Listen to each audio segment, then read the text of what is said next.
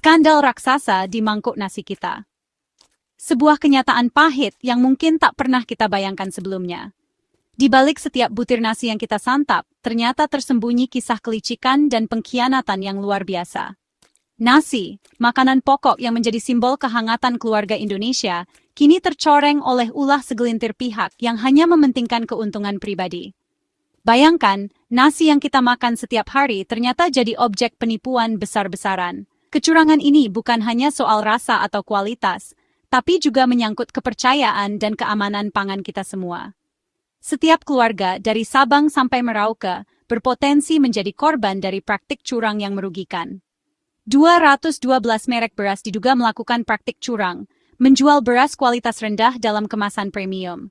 Mereka memanfaatkan kepercayaan konsumen, mengemas beras biasa seolah-olah itu beras terbaik, dan menjualnya dengan harga tinggi. Konsumen pun tertipu, membayar lebih untuk kualitas yang seharusnya jauh lebih murah. Dampaknya, bukan cuma merugikan konsumen, tapi juga keuangan negara hingga ratusan triliun rupiah. Kepercayaan publik hancur. Kita merasa dibohongi mentah-mentah.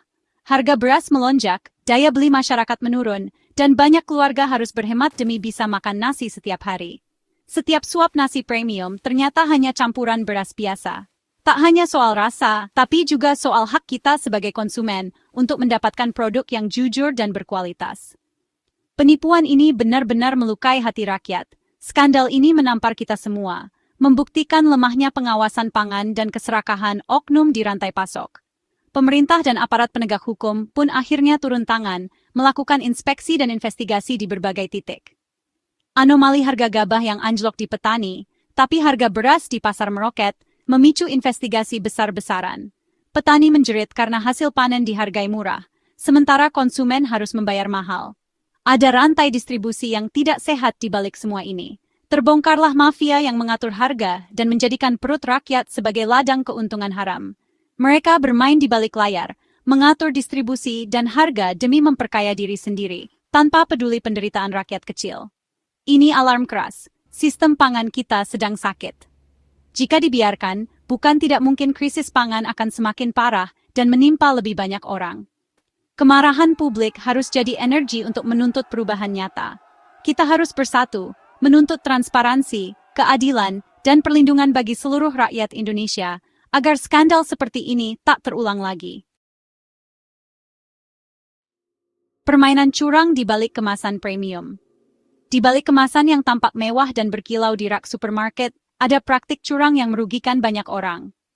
Konsumen percaya mereka membeli beras terbaik, padahal kenyataannya tidak selalu demikian. Modusnya sederhana, beras kualitas rendah dibeli dengan harga murah dari petani atau distributor, lalu dikumpulkan dalam jumlah besar. Beras ini seharusnya dijual dengan harga sesuai kualitasnya, namun para pelaku punya rencana lain. Beras tersebut kemudian dikemas ulang dengan label premium, lengkap dengan merek terkenal dan desain kemasan yang meyakinkan. Setelah itu, beras dijual dengan harga tinggi, seolah-olah kualitasnya setara dengan beras terbaik di pasaran. Konsumen pun tertipu oleh kemasan dan nama besar.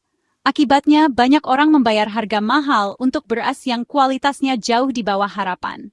Mereka kecewa saat membuka kemasan dan menemukan beras yang patah-patah, kotor, atau bahkan berbau aneh. Selisih harga bisa mencapai ribuan rupiah per kilogram. Jika dikalikan dengan jumlah pembelian yang besar, kerugian konsumen sangat signifikan. Para pelaku bisa meraup keuntungan miliaran rupiah setiap harinya, karena beras oplosan ini dijual dalam skala puluhan ton. Praktik ini sudah berlangsung lama dan sulit diberantas. Tak hanya soal oplosan, ada juga yang menambahkan pemutih kimia untuk membuat beras tampak lebih putih dan bersih. Bahkan, pewangi sintetis pun digunakan agar beras tercium harum saat kemasan dibuka. Semua ini dilakukan demi menarik minat pembeli, tanpa memikirkan dampak kesehatan. Praktik ini jelas membahayakan kesehatan keluarga dan menipu konsumen secara terang-terangan. Banyak yang tidak sadar, mereka sudah mengonsumsi beras yang tercemar bahan kimia. Sulit membedakan beras asli dan oplosan hanya dari tampilan luar. Butiran beras oplosan seringkali dicampur agar tampak seragam, padahal kualitasnya jauh berbeda. Kemasan profesional menjadi tameng para pelaku, sehingga konsumen tidak curiga. Mereka terus menjadi korban penipuan ini, membayar mahal untuk kualitas yang hanya ilusi. Setiap kali membayar di kasir, konsumen sebenarnya sedang membeli harapan palsu, beras premium yang ternyata tidak premium sama sekali. Ini adalah kejahatan ekonomi yang merugikan setiap dapur keluarga Indonesia. Uang yang seharusnya untuk kebutuhan lain, habis untuk beras oplosan. Dampaknya nyata, terasa di meja makan kita semua. Setiap sendok nasi yang kita makan bisa jadi hasil dari praktik curang yang merugikan banyak pihak. Modus oplosan dari mesin canggih hingga tangan kosong. Pengoplosan dilakukan dengan mesin canggih atau cara manual di gudang-gudang tersembunyi. Produsen besar mengatur mesin agar butir patah lebih banyak, tetap dijual sebagai premium. Di pasar tradisional, beras kualitas rendah langsung dipindah ke karung premium tanpa kontrol kualitas. Mesin pemoles dan bahan kimia digunakan untuk memutihkan dan mempercantik beras lama. Konsumen tertipu tampilan fisik, padahal kualitas sudah dimanipulasi. Tujuannya sama, produk palsu, biaya murah, harga jual tinggi. Ini industri gelap yang terstruktur dan sangat menguntungkan. Subsidi negara yang salah sasaran, pesta pora para mafia beras.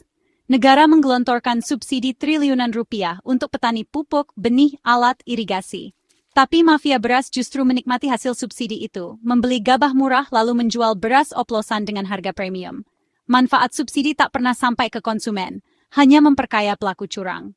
Setengah dari subsidi, sekitar 75 triliun rupiah, dinikmati mafia, bukan petani atau rakyat.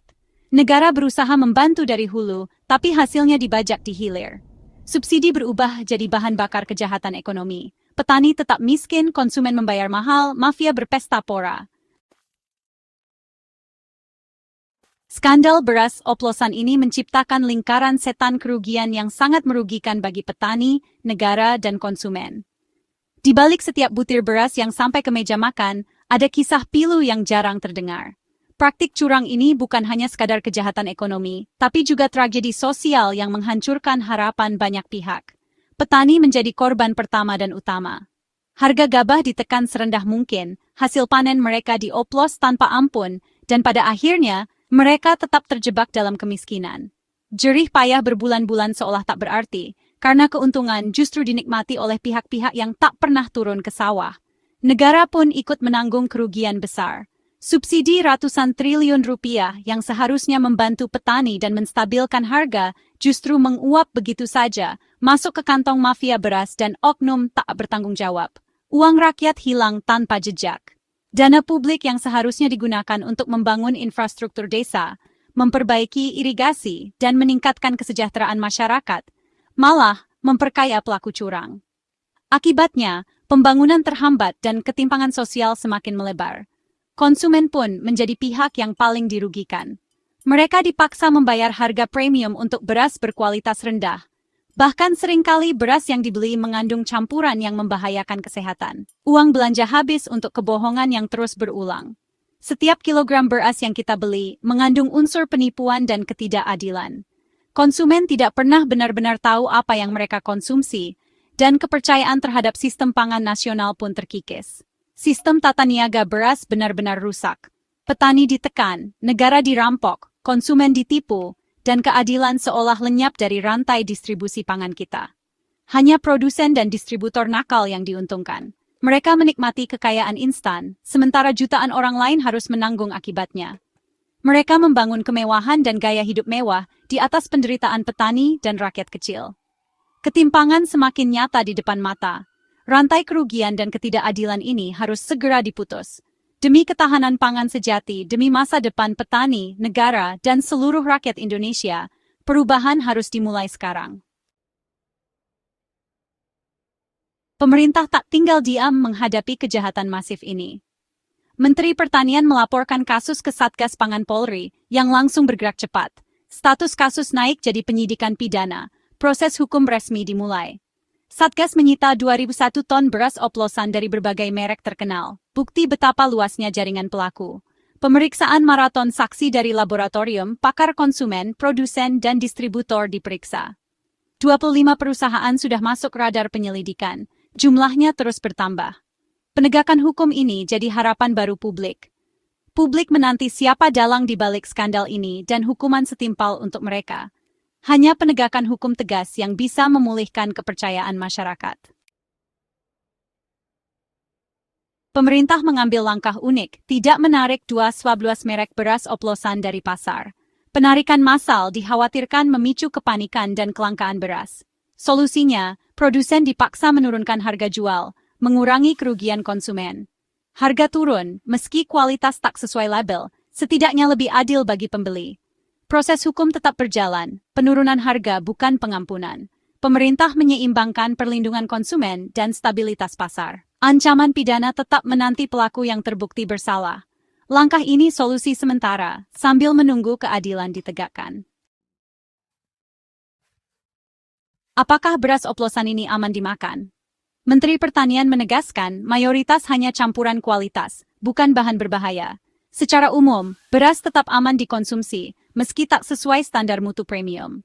Namun ada kasus penggunaan pemutih dan pewangi kimia yang tetap harus diwaspadai. Masalah utama bukan toksisitas, tapi penipuan kualitas dan harga. Konsumen berhak mendapat beras premium sesuai label, bukan sekadar aman. Menjual barang tak sesuai deskripsi adalah pelanggaran hukum serius. Keamanan pangan adalah standar minimum, kualitas adalah janji yang harus ditepati. Kerugian finansial dan kepercayaan publik tetap nyata. Penegakan hukum harus jadi prioritas untuk memulihkan keadilan. Skandal ini harus jadi momentum perbaikan sistem pangan nasional. Pengawasan harus diperkuat dari sawah hingga rak supermarket.